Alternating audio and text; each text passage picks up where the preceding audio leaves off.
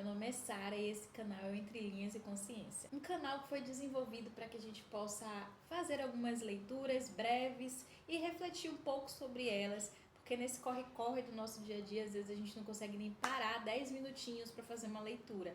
Então, o meu objetivo é te dar essa força a mais, te dar esse incentivo a mais de fazer uma leitura, de refletir um pouco sobre ela e começar ou finalizar o nosso dia com Deus. O livro que eu estou lendo é o De Jesus para Você, Luz e Consolação, de Francisco Altamir da Cunha. É um livro maravilhoso.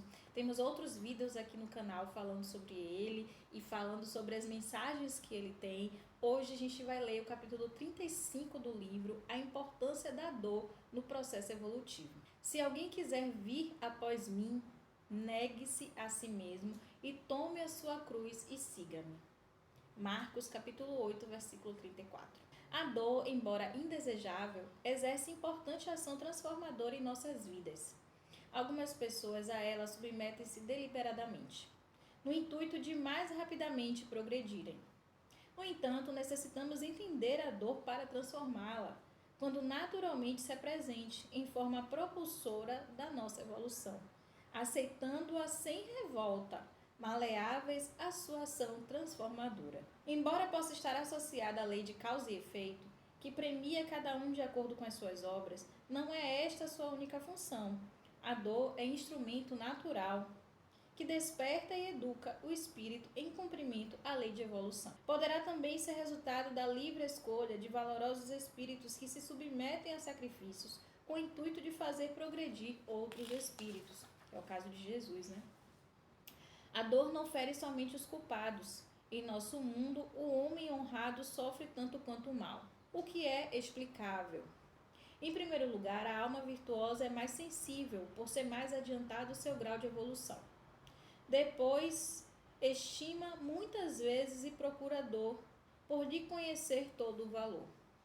Uma das funções primordiais da dor é despertar o potencial divino que cada ser tem dentro de si. Jesus, profundo conhecedor dessa verdade, quando afirmou "o reino de Deus está dentro de vós", eliminou toda possibilidade de dúvida quanto a esse potencial divino.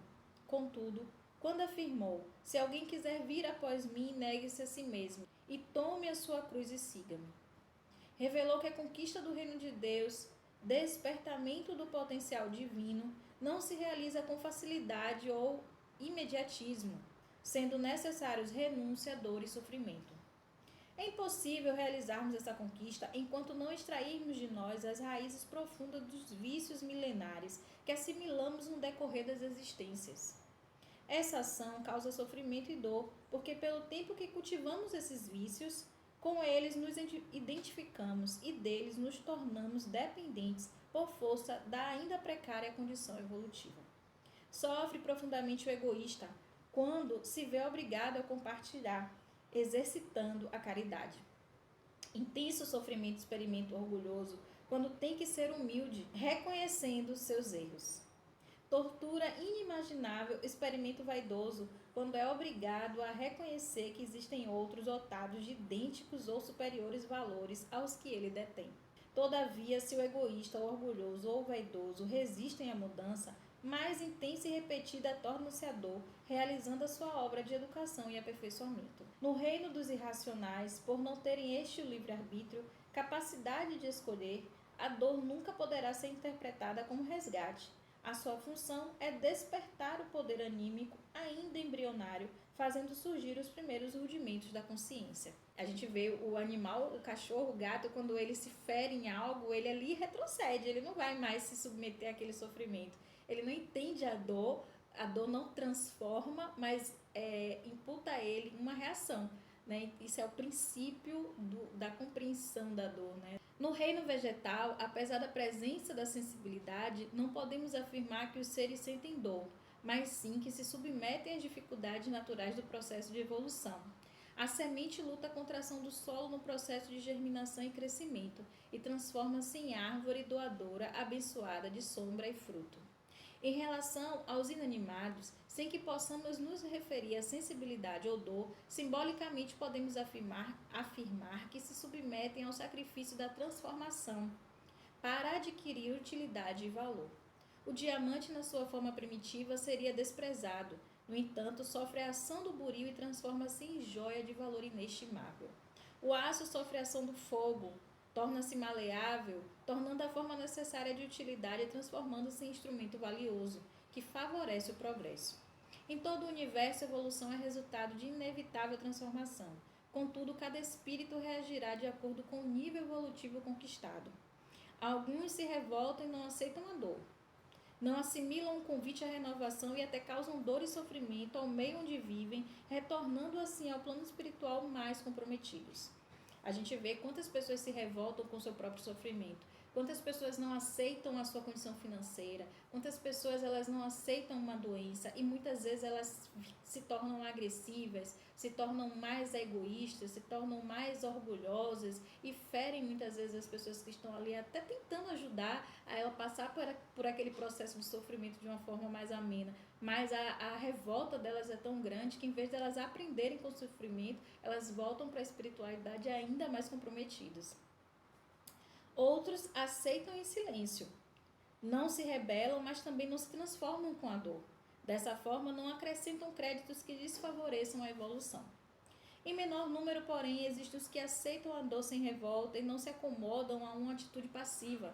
Transformam a dor em uma experiência emuladora do seu crescimento espiritual.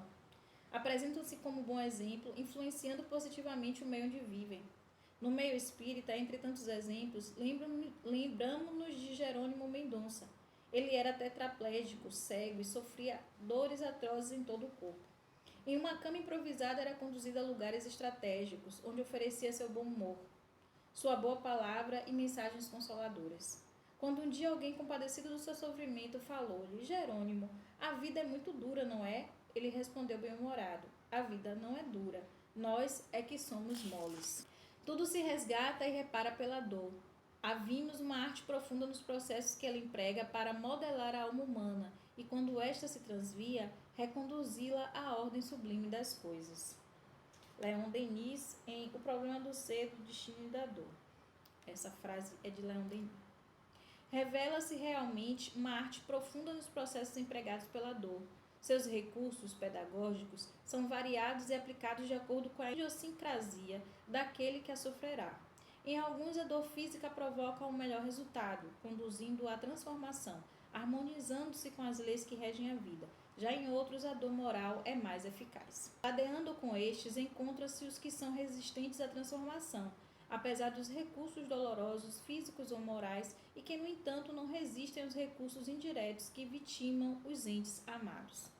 Maria Dolores, em uma das obras que psicografou através de Francisco Cândido Xavier, relata o caso de um cientista ateu. Mesmo não sendo ele um homem mau, a condição da descrença dificultava seu processo evolutivo. Então, do plano espiritual, alguém que a ele se vinculava por laços profundos de amor, decidiu ajudá-lo, nascendo como sua filha muito amada. Essa filha apresentava uma precocidade cativante, tornando-se a razão maior da sua vida. Muitas vezes o surpreendia com perguntas que lhe despertavam reflexões. Pai, quem foi que fez o mundo? Quem fez as flores tão belas e perfumadas? Quem sustenta as estrelas no céu para que não caiam sobre nós? Eram perguntas que o convidavam a pensar a respeito do universo e da inteligência superior que o criou, assunto ao qual até então não dedicara tempo. Sentia-se pleno de felicidade ao lado dessa pequena criatura que tanto amava. Mas o inesperado com relação à saúde da criança interrompeu essa felicidade. Eram sintomas que muito preocuparam. Procurou um médico e, após os exames realizados, recebeu o diagnóstico inesperado: leucemia. Todas as providências possíveis foram tomadas, porém sem êxito. A filhinha amada expirou, infligindo-lhe ao coração imensa dor, que lhe oportunizou recordações e muitas reflexões. Pai, quem foi que fez o mundo? Quem fez as flores tão belas e perfumadas? Quem sustenta as estrelas do céu para que não caiam sobre nós? Movido por tais lucubrações, compreendeu que existe um poder superior que rege o universo. E a filha amada foi uma divina mensageira para salvá-lo do materialismo. Então, que mensagem linda esse texto nos trouxe. Da importância de nos declinarmos sobre a vontade de Deus. É importante também deixar bem claro aqui no meu comentário que eu não gosto de romantizar a dor. é muito difícil passar pelas atribulações que a gente passa na vida.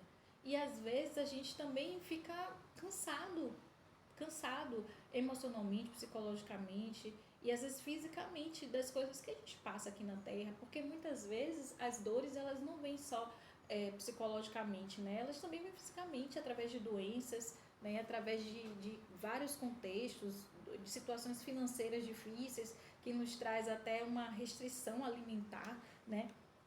Que muitas vezes a gente não consegue nem se alimentar como a gente gostaria. A gente vê tanto no mundo, tantas dificuldades dos quais passamos no nosso dia a dia. Então, às vezes a gente se sente cansado e é natural que a gente canse algumas vezes, que a gente sofra algumas vezes com os nossos sofrimentos.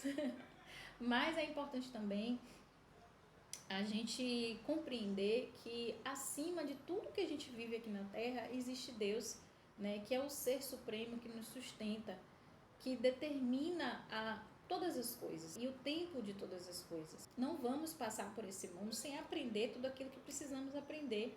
E se compreendermos a dor como uma vilã, se compreendermos o sofrimento, as dificuldades como vilão, a gente não vai crescer, a gente vai demorar muito mais tempo nesse sofrimento.